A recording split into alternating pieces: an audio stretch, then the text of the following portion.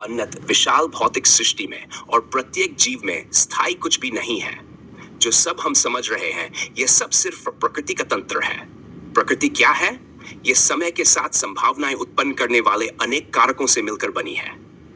प्रकृति का तंत्र जिसमें किसी भी शब्द, जीव, वस्तु का हस्तक्षेप नहीं है, सिर्फ तत्वों और गुणों की प्रक्रियाओं से उत्पन्न हुआ है।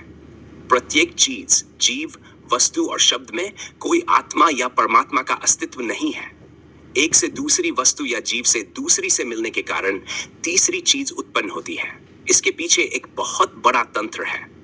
यहाँ कोई आत्मा या परमात्मा नहीं है, केवल पंच तत्व और तीन गुण ही नहीं, और भी खरबों कुछ है। इंसान की बुद्धि बस यहाँ तक ही सीमित है। जिसका न होना समझ में नहीं आता, उसे न कहना ईमानदारी नहीं है।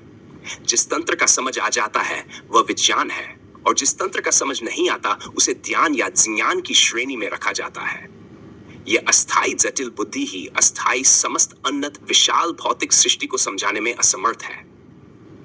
जो समझ में आ जाता है उसे विज्ञान मान लिया जाता है, और जो समझ में नहीं आता उसे रहस्य, चमत्कार, दिव्य, अलौकिक या माया कहकर मान्यता दी जाती है। इसके पीछे कुछ लोग अपने स्वार्थ के लिए करोड़ों का साम्राज्य खड़ा करते हैं, जबकि सरल और सहज लोग मूर्ख बनते हैं। धार्मिक ज्ञान और विज्ञान दोनों ही जीवन को सुगम बनाने का एक हिस्सा है, और इससे अधिक कुछ नहीं। अस्थाई समस्त उन्नत विशाल भौतिक सृष्टि को जिस दृष्टिकोण से देखा जाता है वह भी अस्थाई जटिल बुद्धि का ही परिणाम है। दोनों की मूलता अस्थाई है। अस्थाई तत्वों के मिश्रण से उत्पन्न अन्य चीजें भी अस्थाई होंगी। स्थायी अक्ष का प्रतिबिंब केवल हृदय में निर्मलता का एक निष्पक्ष एहसास है, जिसे जमीर या जिगर कहा जाता है। यह केवल एक बहाव है। बहाव केवल एक प्रतिबिंब है। उसी प्रतिबिंब के माध्यम से खुद के स्थायी अक्ष स्वरूप से साक्षात्कार करके जीवित रह सकता है। मेरे सिद्धांतों के आधार पर कोई भी सरल और सहज निर्मल व्यक्ति को अपने अस्थाई जटिल बुद्धि को पूरी तरह निष्क्रिय करना पड़ेगा, जिससे वह खुद से निष्पक्ष हो सके। उसी निर्मलता से सूक्ष्मता, गहराई और स्थायी स्वरूप का अनुभव कर सकता है। अस्थाई जटिल बुद्धि से बुद्धिमान होकर अधिक जटिलता बढ़ाना भ्रमित कर सकता है।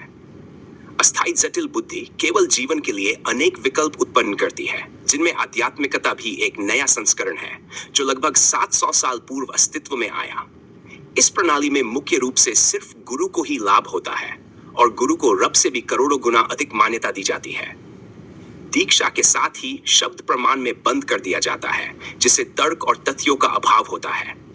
यह मुख्य रूप से षड्यंत्र, छल, कपट और ढोंग का एक चक्रव्यूह है, जहां शिष्य को शब्दों से शोषित कर उसके तन, मन, धन का समर्पण कराया जाता है, और उसके बाद मृत्यु के बाद मुक्ति का झूठा आश्वासन दिया जाता है। गुरु शिष्य का यह नया संस्करण सिर्फ सरल और सहज निर्मल लोगों को आकर्षित करने के लिए स्थापित किया गया है, जो तानाशाही परंपरा और नियमों के साथ काम करता है।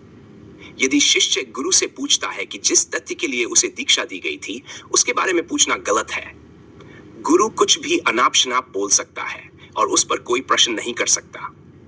यदि गुरु दिन को रात कहे तो शिष्य को मानना पड़ेगा, क्योंकि दीक्षा के साथ ही यह प्रतिज्ञा करवा ली गई है, जिससे केवल कट्टर अंध भक्त ही उत्पन्न हो सकते हैं। जो तानाशाही का पालन करते हैं वे अपने आका को प्रभुत्व से अभिषेक करते हैं। जितना अधिक कट्टरता उतना अधिक गुरु की स्थिति होती है। गुरु और शिष्य दोनों ही एक ही थाली के चटे बटे होते हैं, क्योंकि गुरु भी एक दिन शिष्य था।